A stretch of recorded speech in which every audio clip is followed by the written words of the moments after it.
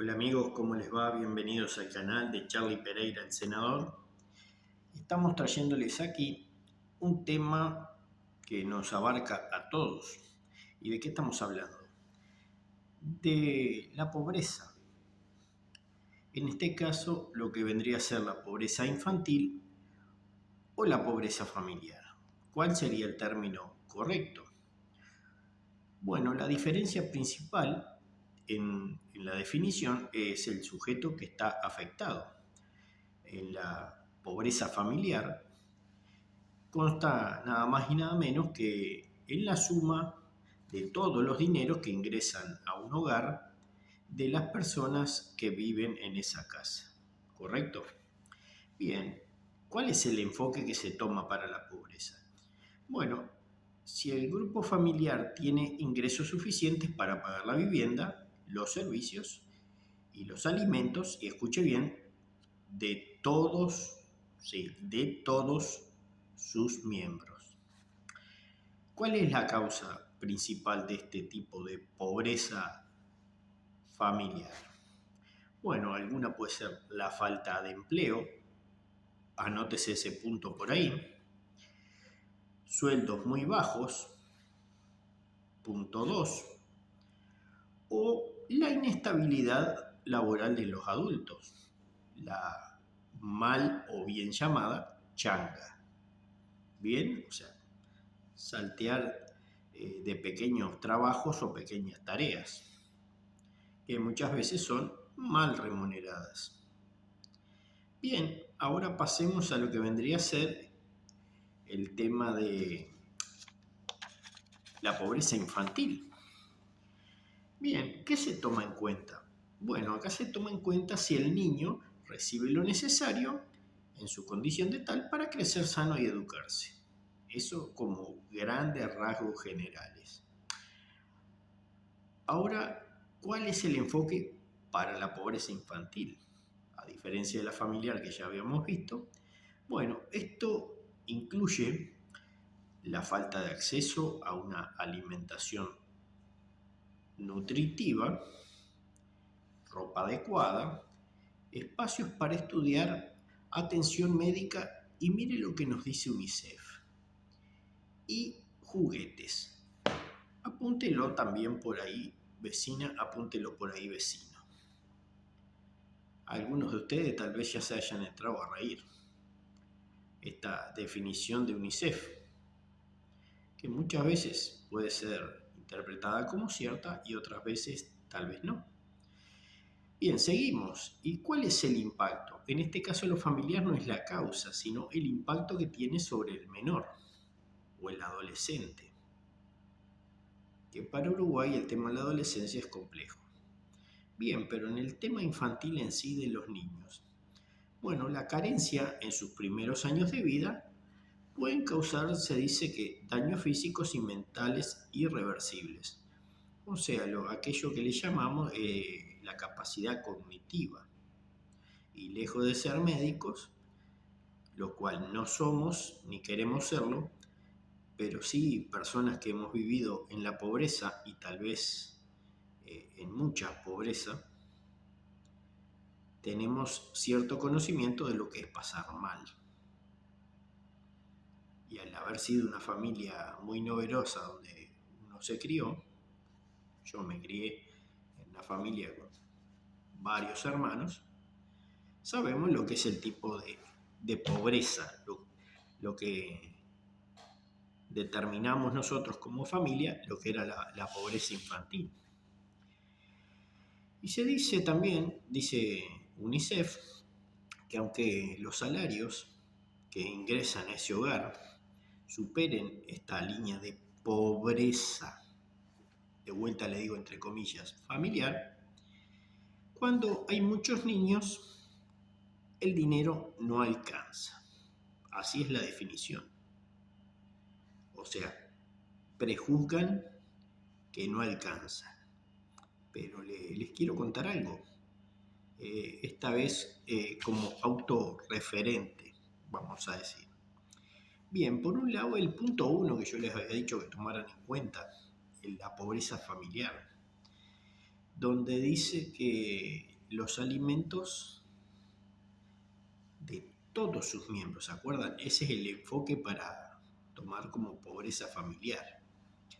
Lo cual yo pienso humildemente que ya ahí abarca la pobreza infantil, ¿sí?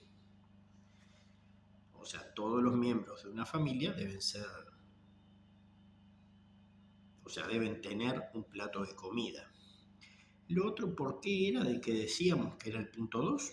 Era por la falta de empleo, lo cual a mí me lleva a entender que en una cadena de sucesos, en vez de atacar acá en mi país Uruguay la famosa pobreza infantil, se debe atacar la falta de empleo. ¿Por qué?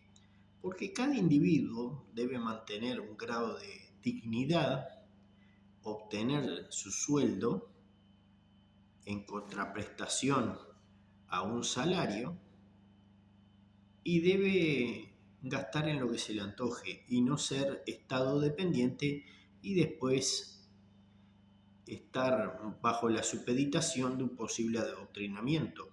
Entonces, usted con la contraprestación de su servicio o de su oficio en base a un salario, y si no hace esa contraprestación por el trabajo propio, a usted nadie lo va a poder adoctrinar, porque la suya la gasta en usted. Nadie le tiene que decir ni qué la va a gastar, ni cómo la va a gastar, ni cuánto debe ganar, si es trabajo propio. Cuando usted, por ejemplo, es constructor, usted elige cuánto va a ganar, determinando el trabajo que tenga.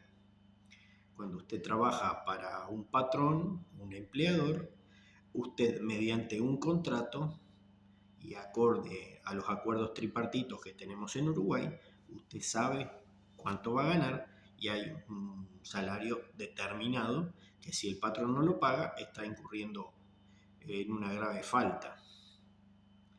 Bien, otro dicen los sueldos muy bajos, otra de las puntualizaciones, y como habíamos hablado, en cuanto a los sueldos muy bajos, depende pura y exclusivamente de o que el mercado solo le quedan ese tipo de cupos, o usted debe tomarlos porque usted no está debidamente capacitado, lo cual ahora nos lleva a que no solo hay falta de empleo, sino que hay falta de educación. Y vamos a pasar a la infantil, a ver de dónde deriva esa falta de educación. Bien, decíamos que en el enfoque de los niños, la comida debía ser nutritiva, la ropa adecuada, dice que espacios para estudiar, perdón, la atención médica y juguetes. Bien, el Estado uruguayo provee, como todos sabemos, de un hospital en cada ciudad o tal vez de auxilios médicos. Voy a dar un ejemplo muy claro de un lugar donde hay una que se llama, o es como medicina móvil, lo que eran las antiguas móviles de sanidad, en el departamento de Soriano, más precisamente en la localidad de Palo Solo, que hace muchos años atrás lo que había era un ómnibus viejo donde se atendía a la gente. Hoy en día creo que eso ya ha mejorado, hay una sala. Incluso Maldonado tuvo lo que yo recuerdo, donde actualmente está la escuela número 2, lo que se llamaba la sala de auxilio. Después hubo un antiguo, en ese mismo departamento anduvo funcionando algo que se llamaba el Marítimo, algo así. Bien, pero volviendo al tema de los niños, incluso dice que la pobreza infantil se mide ante la falta de juguetes.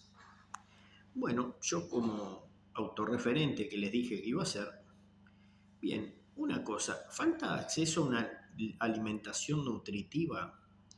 Y bueno, puede ser, es probable, es posible, pero yo recuerdo muy bien que mis viejos hacían lo imposible para que llegara un plato de comida a la mesa, el cual nunca supe si era nutritivo o no, nosotros nos basábamos en la cantidad de sal que tenía y si era rica o no era rica, incluso en una época donde las vísceras de los animales, que eran conseguidas casi como donación en los abastos, o en el tiempo de la dictadura militar, se conseguían casi que en forma clandestina en muchos casos, o había grandes filas para conseguir carne, que incluso en una época había plata pero no se podía comprar carne.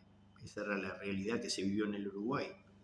Y los que tenemos algo más de 50 años sabemos, lo vivimos, nos tocó acompañar a nuestros viejos a hacer largas esperas para tratar de llegar a 1 kilo de carne.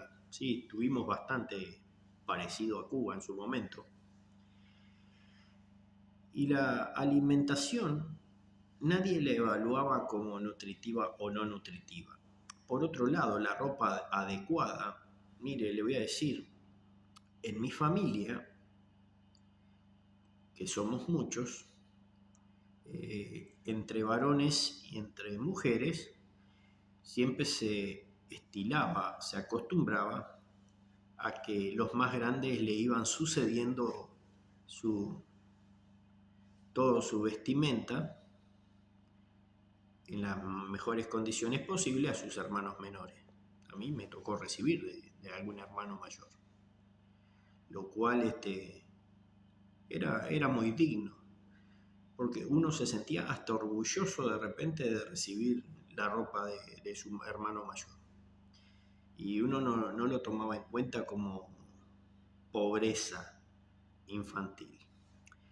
Por otro lado, los espacios para estudiar. Recuerdo en una época que habían ciertos cortes de luz en donde uno simplemente con una vela o durante el día realizábamos nuestras tareas domiciliarias no de nuestro hogar, tareas domiciliarias, los llamados deberes. Así se llamaba antes. En cuanto a la atención médica, pienso que en aquella época, si bien la tecnología era menor, estaba mejor enfocada, los médicos eran notablemente de una calidad superior, lo cual no quiere decir que los de hoy día sean malos, sino que en esa época tenían un grado de atención mayor, porque no tenían los medios necesarios como para focalizarse en su enfermedad con los medios que tenían. Y por último de estos puntos del enfoque de la pobreza infantil eran los juguetes. Bien, los de mi generación se acordarán que de repente entre varios hermanos compartíamos un trompo o íbamos a la carpintería y conseguíamos trozos de madera y armábamos los famosos fuertes, ¿se acuerdan? Y nuestra vieja de repente iba a la feria y conseguía la famosa bolsa de soldaditos, ¿se acuerdan? Aquellos que habían grises, verdes, en fin. Y de repente le compraba una bolsa de cada color y usted ahí solucionaba para usted y para su hermano y mediante una canica o bolita o el bochón que le pedíamos al taller mecánico del vecino, ¿sí? La munición esa de así casi de 2 centímetros, y usted le tiraba al fuerte enemigo y usted se entretenía. Entonces, cabe preguntarse, ¿eso no era pobreza infantil? Por otro lado, hoy día, con el avance, se habla de que muchos niños no tienen el sustento correspondiente, es cierto. Hay muchachos que comen en los comedores, el cual yo en su momento, en los años lejanos atrás, también tuve el privilegio, vamos a decir, de pasar por un comedor escolar, y el fin de semana ya era bastante más complicado. Pero ¿por qué me enfoco en la parte de los juguetes? Porque muchos niños de repente se encuentran en estado calamitoso vestido, y lo digo con propiedad, he visto, sé quiénes son, Pero si de repente a una edad temprana poseen celular, a una edad temprana ya tienen supply. En mi época, como muchos recordarán, los que hemos compartido generación, usted con 3 palos y un clavo se hacía la escopeta como si fuera eh, un cowboy del oeste. Había uno muy famoso en aquella época. Habían 2 series televisivas, que una se llamaba El Gran Chaparral y la otra no recuerdo bien, que había un personaje muy famoso norteamericano que no me viene a la cabeza el nombre. Entonces uno armaba revólveres caseros y escopetas caseras. Esa era la realidad. Entonces, la carencia que nos dice UNICEF es tal, porque si bien ellos están en muchas áreas, en distintos lugares del mundo, y trabajan, y la medición que ellos hacen puede llegar a ser correcta, también hay otra cosa que es subsanándola, igual no llegan y la pobreza infantil sigue manteniéndose e incluso aumentando debido al crecimiento demográfico que tienen muchos países. Por ejemplo, vamos a ir a un ejemplo claro y duro. Las zonas de guerra de África, personalmente conozco algunos países y he visto esas famosas carpas blancas de las Naciones Unidas, en donde llega una conocida pasta con letras rojas de valor nutricional muy importante, que serían repartidas por este grupo de UNICEF, grupo de ONU. Ahora bien, este grupo de ONU, que también llega a zonas remotas dentro de esos países que yo le digo en conflicto, muchas veces hacen entrega a personas que desconocen, que dicen ser determinada cosa, y para el lamento de muchos y para la medición de la pobreza infantil, terminan llegándole a grupos rebeldes, ¿sí? Grupos como Boko Haram, en una ocasión que ellos perdieron varios de sus combatientes en un conflicto, en la requisa de sus pertrechos se encontró este tipo de pasta que viene en un sachet, que muchos de los uruguayos hemos visto en televisión, que se nos ha incitado a donar a los niños, han terminado en los equipos militares de los grupos terroristas. Muchas veces los propios mayores han terminado consumiendo esos mismos productos en vez de dárselo a los niños. Entonces, aquí partimos de la base de que hay un tema de error conceptual, a mi humilde modo de ver, y sino que alguien me lo explique. Porque si usted tiene una familia con un trabajo estable o le crea como gobierno un trabajo estable, punto uno, que usted puede venir con una educación correcta. Por ejemplo, en Uruguay, hoy en día, si mal no recuerdo, es obligatorio realizar todo el ciclo básico. Entonces, con ese tipo de educación de relativa calidad, usted puede postularse o aspirar a ciertos trabajos de calidad. Algunos hemos trabajado en otros oficios que requieren menos capacitación, lo cual no nos hace más indignos, sino por el contrario, nos especializa en determinada tarea. Cabe decir, tareas rurales, que usted no tiene por qué ser un erudito en nada, pero de repente sí conocer a qué hora tiene que arriar una vaca, a qué hora la tiene que ordeñar, a qué hora usted se prepara con su máquina alambradora.